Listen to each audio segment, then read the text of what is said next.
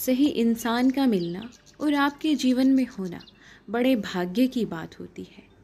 पिछले जन्म के कर्म होते हैं जो आपके जीवन में अच्छे लोगों का साथ होता है। दोस्तों, अगर आप चैनल पर नए हैं तो सब्सक्राइब जरूर करें। सुशांत के परिवार की गिनती अच्छे लोगों में होती थी।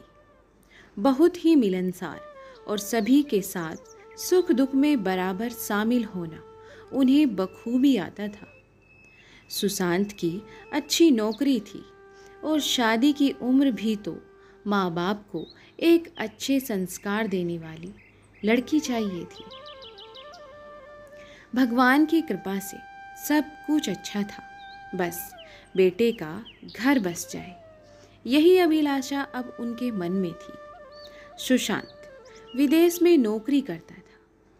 जब वो अपने घर आया था तभी एक रिश्ता आया।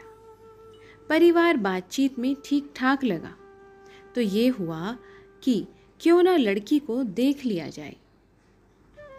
सभी लोग कार से लंबा सफ़र तय करके लड़की के शहर पहुंचे। शहर अपना ही था क्योंकि सुशांत का ननिहाल था वहाँ।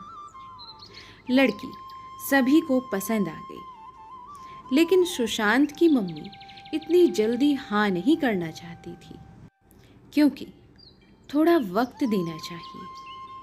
पहले लड़के लड़की समझे एक दूसरे को। सुशांत लड़की को देखकर दीवाना सा हो गया और मम्मी से बोला कि आप तो रोका कर दीजिए, मुझे वापस भी जाना है। तो फटाफट हाँ कर देते हैं। लड़की वालों ने इनकी कमजोरी का पूरा फायदा उठाया। शादी विवाह का सारा खर्च लड़के वालों पर चालाकी से डाल दिया और बेचारे बनकर लड़के को अपने चुंगल में फंसाना उधर चालू कर दिया।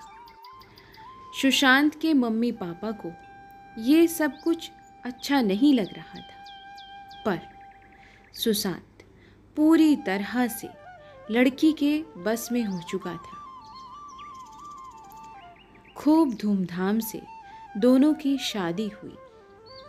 लड़की जबकि मध्यम वर्गीय परिवार की थी, लेकिन शादी के बाद उसके नखरे रंग ढंग ही बदल गए थे।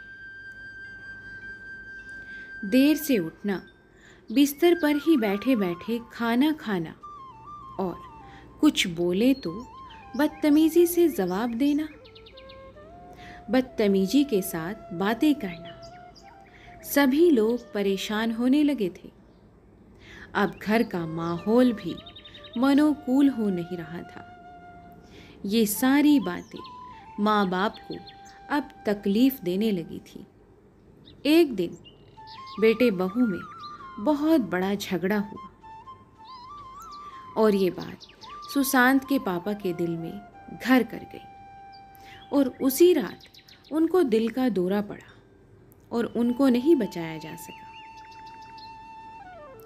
अभी शादी को 1 महीना ही हुआ था। आंतरिक कलह ने घर के माहौल को गमगीन बना दिया था। अब बहू सबकी निगाह से उतर चुकी थी। 13वीं के दिन जब उसकी माँ आई तो वो अपने साथ उसे ले गई। ये बात सभी को अजीब लगी कि अपने पति और सास को ऐसे समय में अकेले छोड़कर बहू कैसे जा सकती है। वहां पहुंचकर ना किसी का हाल खबर पूछा, ना किसी से एक फोन तक किया उसने, और ना ही सुशांत को ऐसे समय में साथ देना उसने ज़रूरी समझा। बेचारा सुशांत पिता को खो जाने के बाद पूरी तरह से टूट गया था और शादी में जल्दबाजी करने का भी बोझ उसके सीने में अब घर कर गया था। 1 महीने बाद वो अपनी नौकरी पर लौट गया। एक दिन उसकी बीवी का फोन आया, 40,000 रुपये भेज दो, जब तक तुम्हारा मेरा तलाक नहीं हो जाता तुमको अपना पति धर्म तो निभाना ही पड़ेगा। अब ये आम बात हो गई थी। आए दिन उसकी फरमाइशें बढ़ती ही जा रही थी। इधर सुशांत और उसकी मम्मी ने वकील से बात किया कि जब लड़की खुद ही तलाक लेना चाहती है तो और भी आसान है कि हमें ऐसी लड़की से मुक्ति मिल जाए। वकील ने सलाह दी कि आप तो उसको खर्चा देते रहो, जल्दी ही भारत आओ तो हम केस दर्ज करेंगे। लड़की को सिर्फ पैसे से मतलब था और सुशांत भी चुपचाप डाल देता था। 1 साल के बाद जब वो भारत आया तो उसने तलाक के लिए अर्जी दाखिल कर दी। लड़की को तो मुफ्त का बकरा मिला था। उसके पांव के नीचे से जमीन खिसकने लगी। उसने सुशांत से समझौते के लिए हाथ बढ़ाना चाहा तो उसने साफ साफ मना कर दिया और पूरे रिकॉर्ड को देखते हुए आसानी से तलाक भी मिल गया। इस रिश्ते ने जो जख्म उस परिवार को दिए थे कि पूरा परिवार उभर ही नहीं पाया था।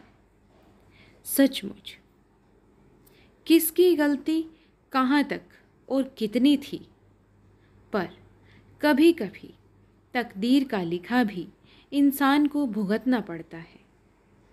लड़की के परिवार वालों को सिर्फ दौलत से प्यार था, रिश्तों की कीमत नहीं थी, पर वक्त के साथ उनको भी बहुत बड़ी कीमत चुकानी पड़ी।